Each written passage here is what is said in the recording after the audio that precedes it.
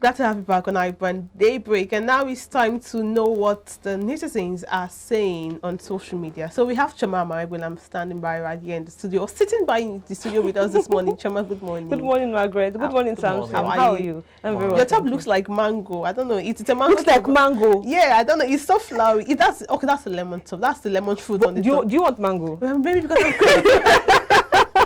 but it's beautiful. Season, is it the It's season? mango season. I think we've left the season. Have we left? I think we have. Because 2 days ago I was craving mango. I tried to make smoothies. I was craving mango, and I didn't find mango. Yeah, I think what you might get those very big ones. I feel they are too fertilized. Am I correct? Or is it the nature of the mangoes? I don't know. I think it's the nature. Do you know those ones? Those ones they call American mangoes. They're very big, very they're different species. They're too sweet, and that's the point. I don't want them to. I like just one on your field. No, I don't want that. So what's happening on social media? All right, so Nigerian health workers have announced the threat to go on a solidarity strike in support of the demands of the Academic Staff Union of Universities, ASU. This was disclosed by Biobelemoye Josiah, National President of the Medical and Health Workers Union of Nigeria. In a statement he jointly signed with Awaluki Iyawa, Acting Secretary General of the union in Abuja. They urged the FG to implement without further delay all the agreements it had entered with the unions. Workers in the nation's power sector, the National Union of Electricity Employees of Nigeria, have expressed their determination to shut electricity supply if Nigeria Labour Congress (NLC) go on a nationwide protest over the protracted strike in the country's educational sector. Now, taking some reactions to this, at King Hova says, "Leave ASU alone and help your hospital." Tamara also says, well, I don't think it's a good idea for the health sector to embark on strike. Now we the commoners could suffer. At Bullcraft says, why UK and not any university in Nigeria? Until there's a law in Nigeria to make these politicians' children study in Nigeria, the educational system of Nigeria will still be down. Okay, here this person was talking about the graduation ceremony of Wike's son. Yeah, he just graduated. I think Jordan? Yeah. So he's saying, why did he have to go to UK and not study here in Nigeria? If he had studied here in Nigeria, he would have probably, not graduated because of the, current ASU strike. And taking the last comment, Goodman says, the current education system is no longer sustainable by the federal government. To end this soap opera of strike, the people must allow the government to increase tuition fees for the sake of sustainable quality education. So Samson, Margaret, now the health workers are saying they're going to go on a solidarity strike, yeah? And I'm also hearing that the power sector said they will also go on a solidarity strike. So now if the power sector is shut down and the health sector is also shut down, do you think that will benefit? Yes, they are going on a solidarity strike for their partners, that's ASU, yeah? But now won't it also affect the nation? Won't it affect the populace, like the masses? Because when you go on a strike, the health sector is going to be shut down, hospitals are going to be shut down, lives might be lost, things can go wrong. So what do you think about that? If they're going on a solidarity strike, it's fine to commiserate with the next person that's having some issues. But then let's not forget the health sector in itself is facing a lot of issues too. So probably they should be going on a strike for themselves. Well, that's one part. Another part is sometimes some things will not be, some wrong will not be corrected except there is an action. We understand that a lot of people may die. Well, for a new Nigeria or any new nation, some lives have to be lost or lives have to be placed down for that to work. So solidarity strike is not wrong, because even if the healthcare system was doing well and they're going on a solidarity strike, probably it would be felt. We already know the healthcare system is in shambles. Yeah. The power sector, okay, lately we've been having electricity. I don't know the magic that happened, but then a lot of people over time, it doesn't even stop the fact that the power sector is also the shambles. So maybe the strike, I would say they are using an opportunity to probably strike for themselves and in the name of solidarity. That's what I think, or maybe what they are trying to do. But all of these sectors having to do solidarity strike for us, so I understand their grievances. But then these sectors, they are also having their own challenges too. So probably they want to use one stone to kill two birds. Look at what happened in UPT8 some days ago. About a lot of almost 40-something babies died in the incubator because of lack. And this is the same university. I attended University of Port Harcourt, and a friend of mine had to die because of no bed space and no oxygen. This is a close friend of mine. That was as far back as 2012, 2013. So we know how these things are. Hospitals are in shambles. The electricity sector is once in a blue moon, that even when you're entitled to electricity, which is supposed to be normal, because we have the dams, we supply electricity to for kind of loud. So we should, and then we were even scared. This one, they're giving us electricity for some days. Hope they won't take it, and it will be. And someone said that you're having electricity for the past 1 week now, because when they want to take it, you're even scared. You're asking, what's happening? They should take the light now. We are even scared. So it shouldn't be like that. So all of these sectors are in shambles. Probably they're trying to use one stone to kill two birds, but then there's nothing wrong in having a solidarity strike if it were to make the government sit up, because if the electricity sector is shut down, if there are fewer queues obviously on the roads, on the filling stations, the hospitality sector, it would affect Nigerians. But then maybe they would sit up. But all of these things, we've tried it before. I don't know if it would work this time around. Let's just hope. Which is the well, it's difficult to see how it will have an effect. Remember, the Nigerian Labour Congress, in collaboration with the Trade Union Congress, talked about a day protest. Now, I don't know what a day protest would, achieve in terms of trying to force the federal government either back to the negotiation table or implementing some of the demands that ASU have tabled before them. So if you have the NMA, that's the health sector, as well as electricity as well, come into this play, it may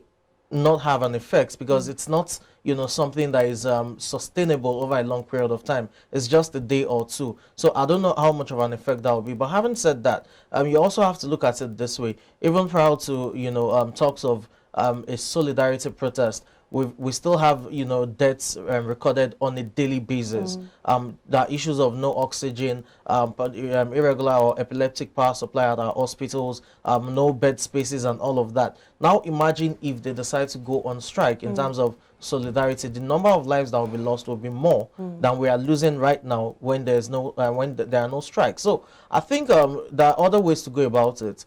I'm not sure how much of an effect it will have in terms of a day or two strike, except if the protest is like a complete shutdown. And that's not going to help us at this point in time. If the enemy decides to go on a complete shutdown, NEC as well, same thing, then maybe, yes, that could have an effect. But a day or two, like NLC and TUC has planned, it won't have an effect, really. Okay, and so one of the netizens also said that having students increase, or students paying higher tuition fees, might also help, reduce the demands of ASU strike. You understand, of ASU rather. So having students pay higher than they're paying now, having federal university students paying higher tuition fees, do you think that is going to help the matter? When I was in school, my school fees was as little, I would call it little, because by God's grace I could afford it, as little as 45,000 naira. But I had people. Your tuition fee? Yeah, but for the year, 45,000 is less than $100. But we had people who genuinely couldn't afford 45,000 naira in my class. The VC at the time had to, at the point you have to do, if you don't pay school fees for a particular time, you can only your first year, you cannot pay, you can decide not to pay second year, third year, fourth year. Before you take your certificate, you can pay. It's been happening. But at the VC of my time, he had to stop it. And students came to school with that mindset that this is what they would do. And because they couldn't, he now gave a deadline that if you don't pay to time, you repeat.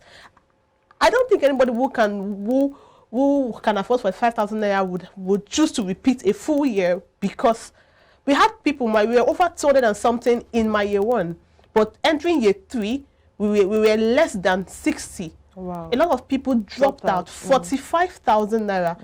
This University of Port Harcourt, a federal university, we have people who genuinely, some people ate their school fees quite a while, but some people genuinely didn't have the money. We had parents cry for 45,000 naira. So I don't know what it would be like if these parents that cannot afford 45,000 naira. We had students who were doing overtime work in my class just to be able to pay 45,000 naira. So imagine with the state of the nation right now, high cost of transportation, commodity and you're seeing increasing school fees. I don't know how that would pan out for people who can genuinely not afford it. You know, there are those who would definitely call for the increase, you know, to meet up with the demands of various universities, especially if the universities are to become autonomous in terms of, you know, being able to generate their own funds and run by themselves. But having said that, as a leftist, I'm even of the opinion that there should be free education. But while that's still a long shot in terms of actualization, right now where we are, we shouldn't increase school fees. Okay. All right, so moving forward, over and over again, we have seen people get served hot breakfast while trying to propose in public places like markets, shopping malls, beaches, at people's weddings, and even burial ceremonies, all in the hope of trying to make the engagement as romantic as possible. While the video on the screen has been making rounds on Instagram showing a lady being proposed to by a guy who is allegedly her boyfriend, but instead of getting a yes from her, he got a slap. Well, taking some comments, Abike Ade says, you went out with a guy you were in a relationship with in public. He proposed to you and you slapped him instead. Like, how? Just say no and tell him to stand up. Why disgrace him? No. Paul says, this is why I know fit do this proposing stuff. I'ma put the ring in your food.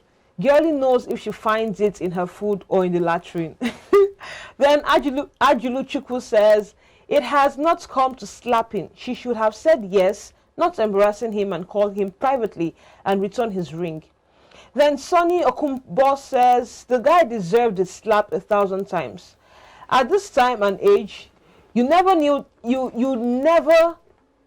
down the propose for public instead of finding ways to improve your life. Okay. So Samson, Margaret, two things now, but okay, the first one. A guy in a relationship, right, should know or should see signs if this lady wants to settle with him. I think I am right. So before you propose, I believe that you should see signs that, oh, this lady might want to spend the rest of her life with me. She might want to get married to me, or she might not. What do you have to say about that? I want to hear what. Well, straight up, I mean, the same way acceptance is allowed, so also is rejection. Okay. There's nowhere it's stated that, you know, it has to be a yes when you propose. My grievance would be why the assault, you know, why slap someone. It's a simple no, you know, you reject it. Worst case scenario, you walk away, right? Why lift your hand and, you know, strike someone? Again, what you know, we do not have to even play gender roles here, because what is wrong, regardless of the gender involved.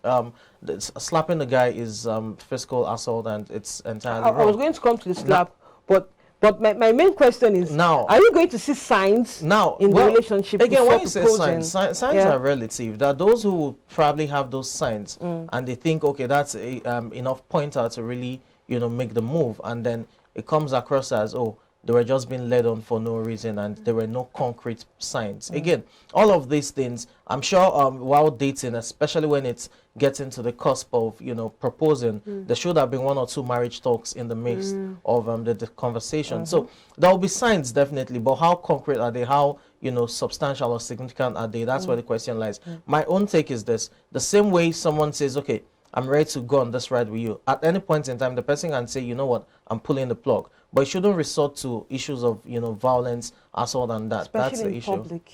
Be public or private. Yeah. It shouldn't be. Violence is not. I mean, when I ask you, I didn't slap you to say, okay, be my wife or be my girlfriend or, you know, be my husband. No. So the same way I accepted, okay, let's date, should be the same way we have a conversation around it. And if for whatever reason I'm not comfortable, you know, or confident enough to face you in person to serve you the breakfast, I can as well do that via message, although I don't think it's an appropriate, you know, medium, because when we had the conversation of starting the journey, we did it physically. But people have different ways of, you know, going about ending a relationship. It could be text message, it could be mail, it could be a phone call, and it could be physical in terms of a discussion. At the end of the day, let the, you know, parting of ways be, you know, mutual and respectful. It shouldn't result to violence. What I think is, for when I see videos like this, two things come to my mind, and this may be ingenuine. One of the things is either this is for clout, actually, this is what comes to my mind, or if actually it's real, that means they were never in a relationship. Well, I'll try not to use certain words because we're on air, but the thing is, someone you're in a relationship with, even when you're not ready to accept his ring, there are certain embarrassments you wouldn't give the person, because for you to be in a relationship with someone, that means you are emotionally attached to this person. And for someone you're emotionally attached to, you love the person, you respect the person. There are things you wouldn't even say to the person, not to talk of slapping the person in public. There are scenarios where you don't want to accept the proposal. You really do not want to get married, you're not ready to get married. You could, because it's a public space, you could just accept being there later, be like, baby, you know you shouldn't have done this. But on the other hand, in relationships, I've heard some guys say that they don't want that. If you are not going to accept this ring genuinely, then just deny it. Just tell me no there on the spot. Then this is me being realistic. What I would do, but on the other hand, in relationships, conversations should happen. I strongly believe that you know, or I know who I do not mind spending the rest of my life with right now. So I don't see reasons why I'll be with somebody that if he proposes to me, I wouldn't mind. I don't see why I should waste my time. Or the man would be with a lady if he doesn't see her as a mother of his kids or his wife in the near future. There's no point in the relationship. And the things like this, people should have conversations. You know who you want in a relationship. You know if you are going to end up with this man. You know if he says, will you marry me, you will say yes. This is a reality. So there's really no point going here and there. So, but I think being violent in any scenario, in and out of the house, is totally wrong and shouldn't be, what's the word now? Shouldn't be encouraged. Yes. Well, I think that's... Yeah, that's what we wrap it up on social media buzz. Thank you, fans.